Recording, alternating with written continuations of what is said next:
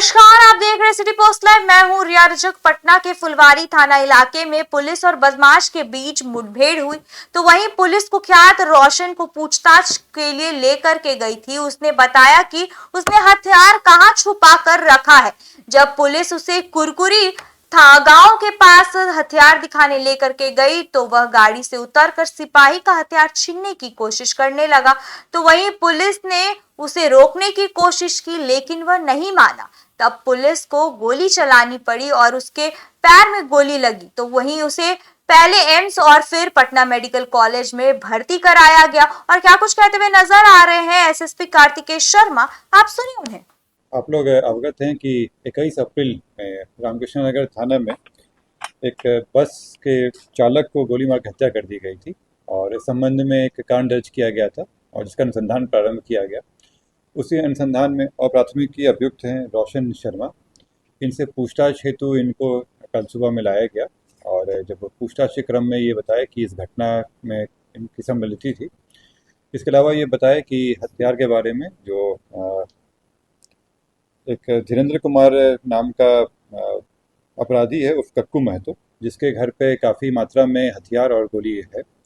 जब उनके घर पे छापेमारी की गई तो उनके घर से 4 देसी कट्टा, 1 पिस्टल, 2 मैगजीन और विभिन्न बोर की कई सारी गोलियां मिली। करीब 7.65 mm के 82 गोली, 0.315 के 11 और 1 खोखा, 10 पीस 12 बोर जिंदा कारतूस मिला। इसके अलावा स्कूटी और अपाची बाइक भी जब्त किया गया।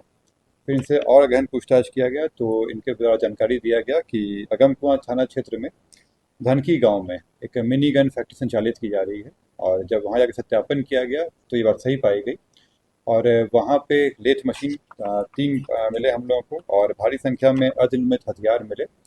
वहाँ पे 1 जिंदा गोली और विभिन्न उपकरण वहाँ पे मिले। उसके बाद जब हम लोग जिनका घर धीरेन्द्र कुमार है उनके बारे में सत्यापन कर रहे थे तो इनके द्वारा बताया गया कि उसके जहाँ रह रहे हैं उसकी जानकारी दी गई। उसी क्रम में इनको ले जाया जा रहा था। ले जाने के क्रम में ये फुलवारी थाना क्षेत्र के कुरकुरी गांव के पास गए और वहाँ पे गाड़ी से उतरे और वहाँ पे एक सिपाही की हथियार छीनने की कोशिश की और भागने का प्रयास किया। भागने के क्रम में इनको रोकने का प्रयास किया गया तो ये माने नहीं। इसमें पुलिस को रोकने के लिए फायरिंग करनी पड़ी जो इनके पैर में लगी और लगने के तुरंत बाद इनको उपचार हेतु अस्पताल भेजा गया, जहाँ से इनको पीएमसीएच में रेफर कर दिया गया।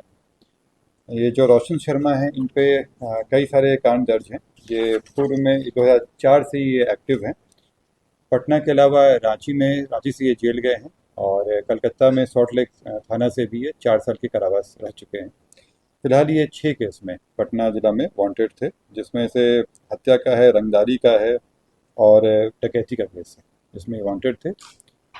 और जैसे इनकी निशानदेही पे भारी मात्रा में हथियार भी मिला है और अन्य अभियुक्त के बारे में हम लोग जानकारी मिली है, जिसपे आगे छापेमारी चल रही है और उन लोगों को गिरफ्तार किया जाए। बस संचालक की हत्या की वजह क्यों गोली मारी? ये रंगदारी के लिए था। ये चाह रहे थे कि वहाँ से ये धमका के लोगों को डरा धमका के अपना रंगदारी का बिजनेस शुरू कर सके। कितना रंगदारी था? रंगदारी का ये शुरू किए थे, डरा धमकाने का, और कई लोगों से ये रंगदारी का पैसा मालिक से मांगी गई थी। मालिक इसमें मालिक से जो मांगने की हुई थी वहाँ पे अन्य लोगों को भी डराने का, क्योंकि ये चाह रहे थे कि उनका ये वर्चस्व रहे वहाँ पे और उनको वहाँ से अवैध पैसा मिले। रांची में क्यों किया था? रांची में भी कई तरह के केस हैं इन पे। रांची में भी इनका रोड लूट का केस था और सॉल्ट लेक में भी इनका डकैती का केस था। सर हथियार सप्लाई होता था।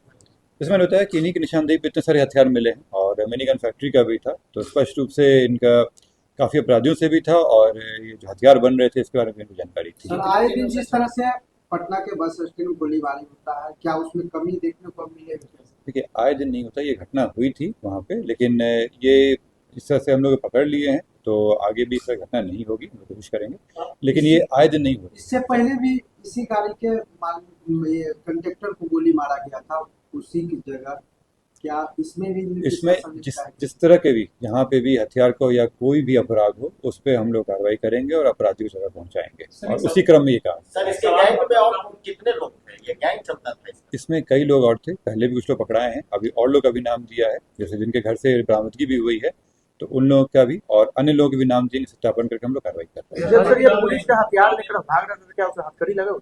ये हथियार लेके हम लोग ऐसे बताया कि ये लोग जा रहे थे, एक व्यक्ति को जो इनके साथी रहे हैं उनके घर पे बताने जा रहे थे कहाँ पे है वो, और उसी में लघु शंका के लिए उतरे थे और वहाँ पे भागने का प्रयास किया। सर एक सवाल था, पटना में जो ट्रायल चल रहा है पुलिसिंग का, तो क्राइम जो है लगातार जिस तरह से बढ़ा, जिस तरह से पुलिस भी एक्टिव हुई है, आपको लगता नहीं कि पटना जैसे जो व्यस्तम जो मेगा सिटी है वहाँ क्रिमिनल्स अपने तरीके से क्राइम कर रहे हैं, तो इस क्राइम कंट्रोल के लिए और बेहतर क्या हो सकता है? सर थोड़ा सा